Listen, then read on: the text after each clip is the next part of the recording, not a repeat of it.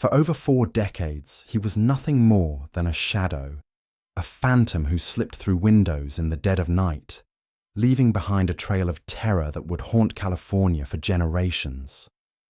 They called him the East Area Rapist, the original Night Stalker, the Golden State Killer.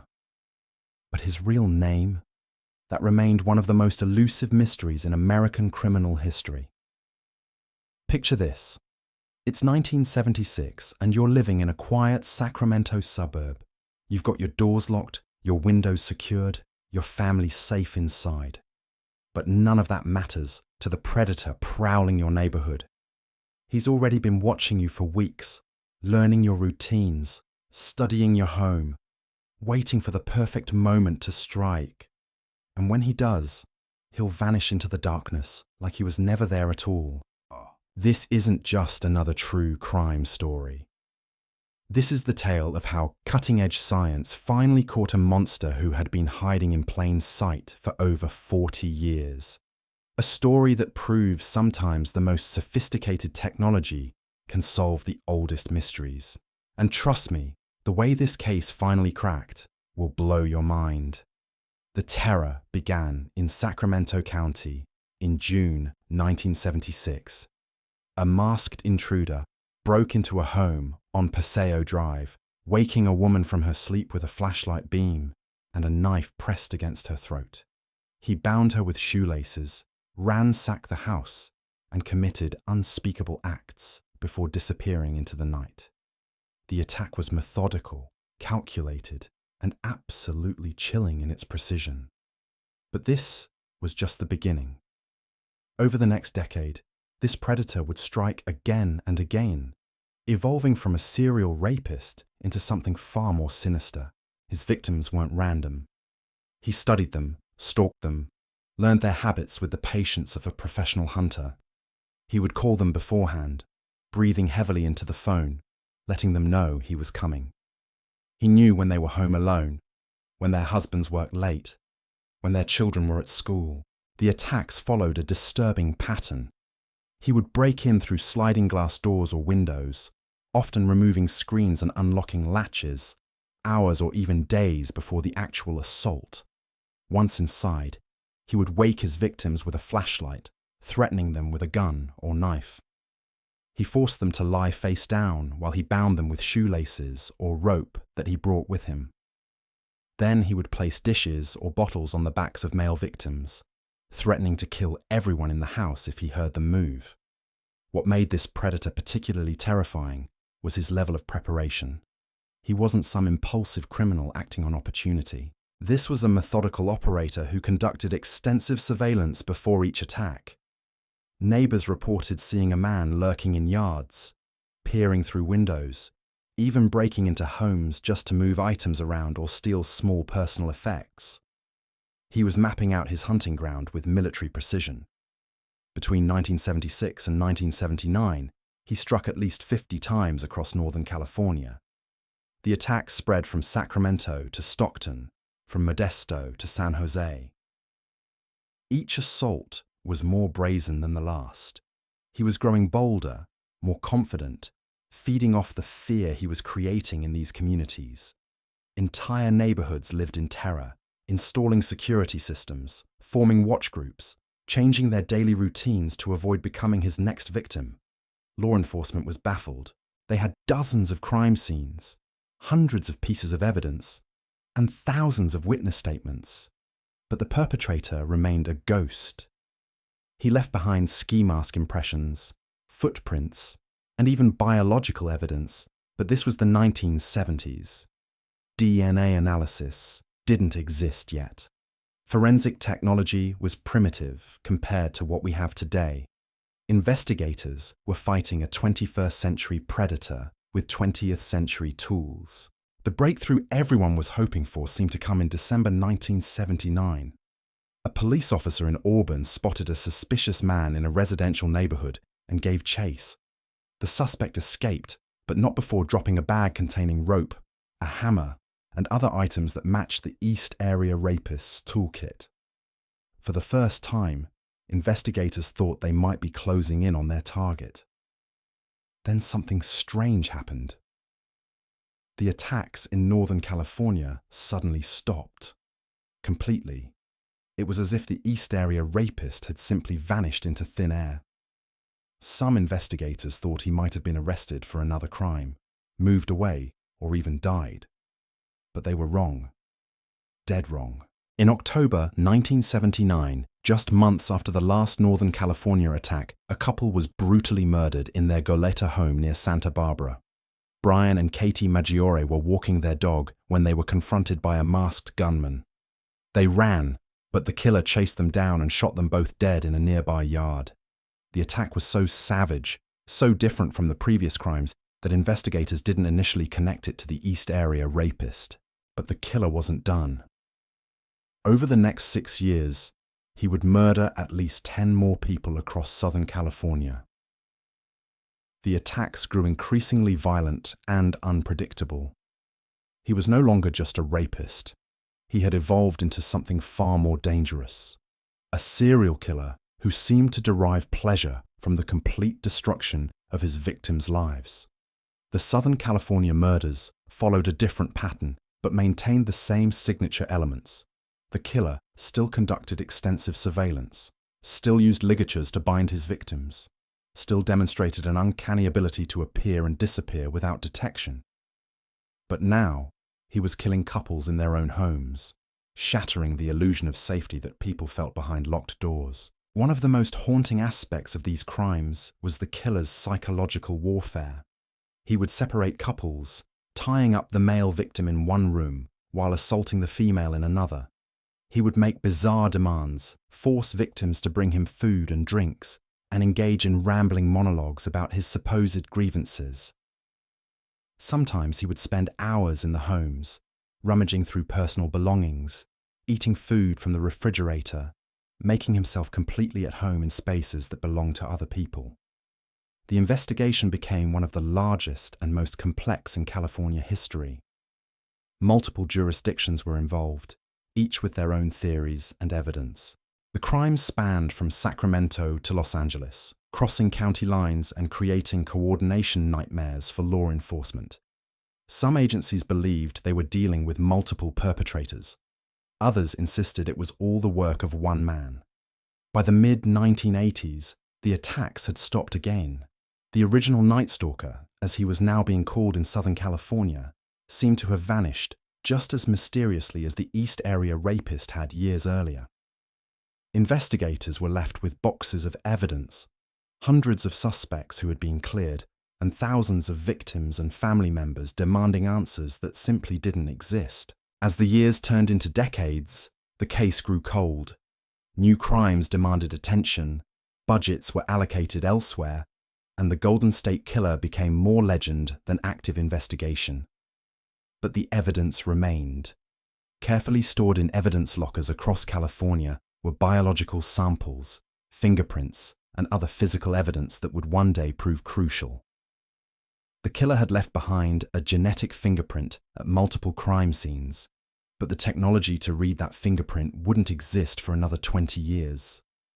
The victims and their families never forgot. They formed support groups, maintained websites, and kept pressure on law enforcement to continue investigating. Some became amateur detectives themselves, poring over case files and crime scene photos, looking for connections that professional investigators might have missed. They refused to let the case die, even as the trail grew colder with each passing year. What none of them knew was that their tormentor was still out there, living a quiet suburban life, just miles from some of his crime scenes. He had a family, a job, and neighbors who considered him a perfectly ordinary member of their community. He attended barbecues, walked his dog, and maintained his lawn just like everyone else.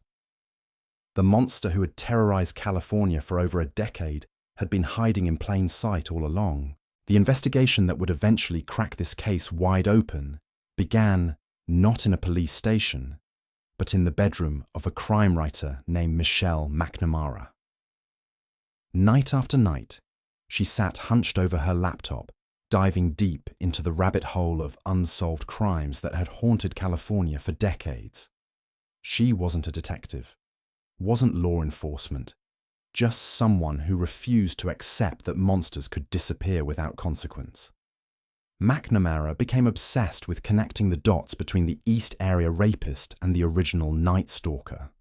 While official investigators had long suspected they were the same person, McNamara was the one who coined the term that would stick: the Golden State Killer. She spent years building timelines, analyzing patterns, and creating detailed maps that showed the geographic progression of the crimes.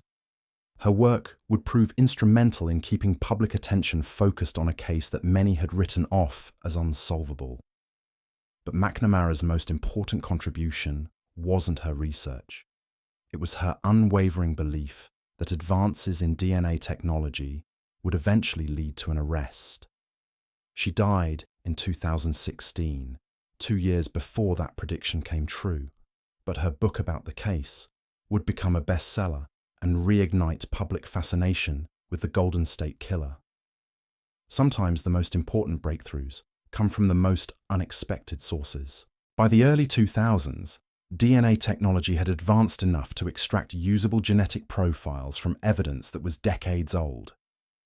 Investigators began connecting crimes across different jurisdictions using this new tool. The East Area Rapist cases were definitively linked to the original Night Stalker murders through DNA evidence. After 25 years of speculation, they finally had scientific proof that all these crimes were committed by the same individual. The DNA profile became the most important piece of evidence in the case, but it was also incredibly frustrating. Investigators could prove the crimes were connected, but they still had no idea who had committed them. The profile was run through every criminal database in the country without a single match. Hundreds of suspects were tested and eliminated. The Golden State Killer's DNA was like a fingerprint pointing to a ghost. Traditional investigative methods hit dead end after dead end. Detectives followed up on thousands of tips, investigated hundreds of suspects, and conducted countless interviews. They looked at everyone from disgruntled police officers to military personnel with specialized training. Some suspects seemed promising initially, but DNA testing would inevitably clear them. The killer's genetic signature was right there in the evidence, but the man himself remained completely invisible. The case took on an almost mythical quality among law enforcement and true crime enthusiasts. Here was someone who had committed some of the most heinous crimes in California history, left behind abundant physical evidence, and yet somehow managed to avoid detection for over 40 years. It seemed impossible that someone could be so prolific, so violent, and yet so successful at evading capture.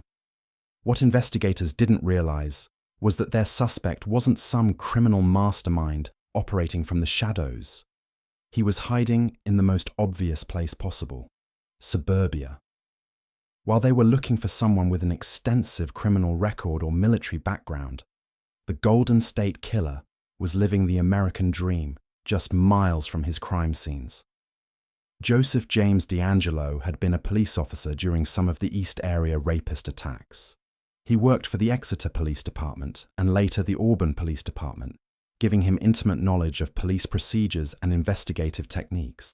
He understood how evidence was collected, how witnesses were interviewed, and how investigations were conducted. He was using his law enforcement training to stay one step ahead of his former colleagues. DeAngelo's police background explained many of the puzzling aspects of his crimes.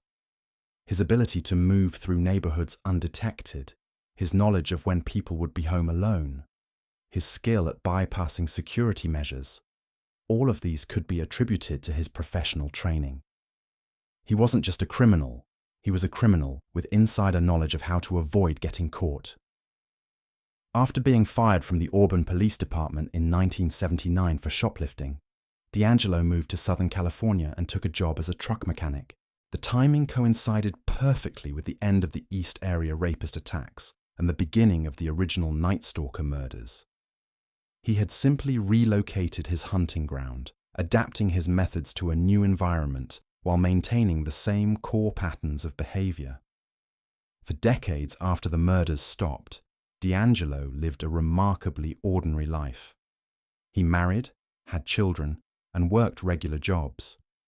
Neighbors described him as somewhat odd and antisocial, but nothing that would suggest he was capable of extreme violence.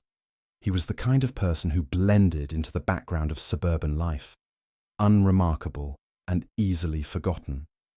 The breakthrough that would finally unmask DeAngelo came from an unexpected source: genealogy websites. Millions of people had begun uploading their DNA to services like 23 and Me and Ancestry DNA, hoping to learn about their ethnic heritage or connect with distant relatives. What they were unknowingly creating was the largest genetic database in human history, one that could be used for purposes far beyond family tree research. Investigative genetic genealogy represented a completely new approach to solving cold cases. Instead of looking for an exact DNA match in criminal databases, investigators could now search for partial matches among relatives who had voluntarily submitted their genetic information to public genealogy sites. It was like having a roadmap that could lead from distant cousins all the way back to the original source. The technique had been used successfully in a few smaller cases, but applying it to the Golden State Killer investigation would be the ultimate test. The case involved multiple jurisdictions, decades-old evidence, and enormous public scrutiny. If genetic genealogy could solve this case, it would revolutionize criminal investigations forever. The hunt for the Golden State Killer was about to enter its final phase, and the weapon that would bring him down wouldn't be a gun or handcuffs. It would be his own DNA, betrayed by relatives he had never met. The process began in early 2018, when investigators uploaded the Golden State Killer's DNA profile to GEDmatch, a public genealogy database. Unlike commercial services that kept user data private, GEDmatch allowed law enforcement to search their database for investigative purposes. Within hours, the search returned dozens of potential genetic relatives, ranging from distant cousins to more closely related family members. Barbara Ray Venter, a genetic genealogist who had helped solve other cold cases, was brought in to analyze the results. She faced a massive puzzle with thousands of potential pieces. Each genetic match represented a branch on a family tree that could potentially lead back to the killer. Some matches were close enough to suggest a grandparent or great-grandparent relationship, while others indicated more distant connections spanning several generations. The work was painstakingly slow and methodical. Ray Venter had to build extensive family trees going back multiple generations, tracking births, deaths, marriages, and geographic movements across decades of American history.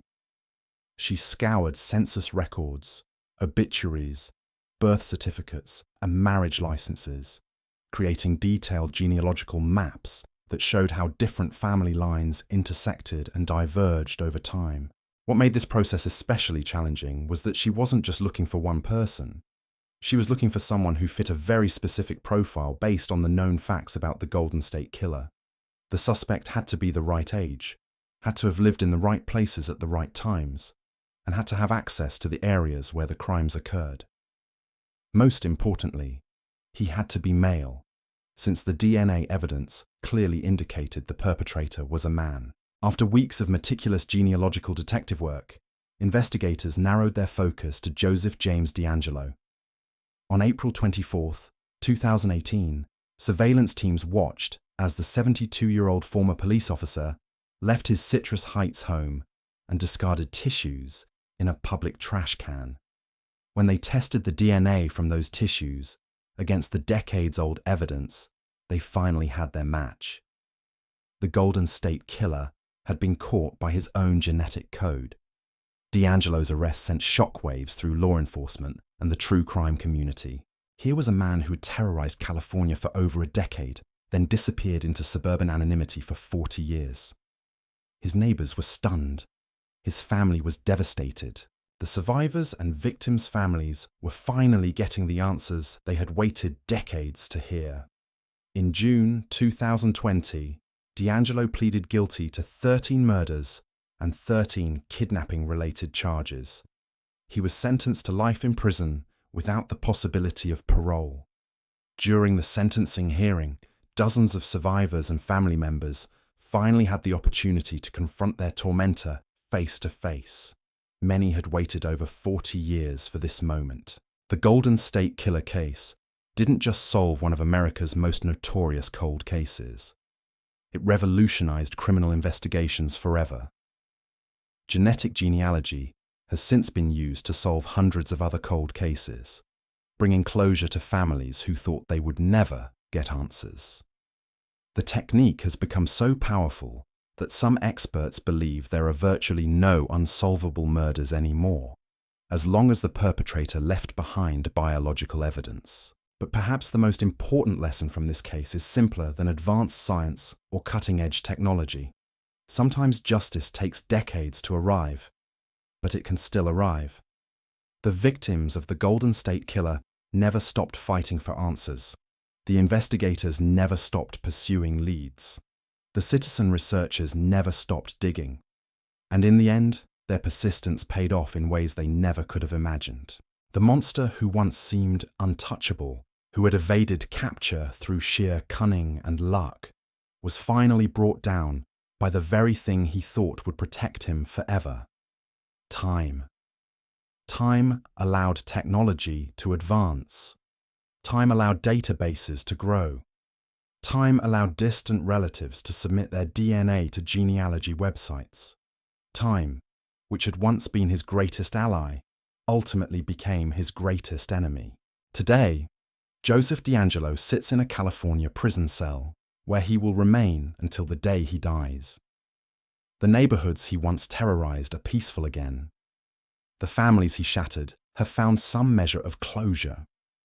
And somewhere in a laboratory, scientists are using the techniques pioneered in this case to solve the next impossible mystery.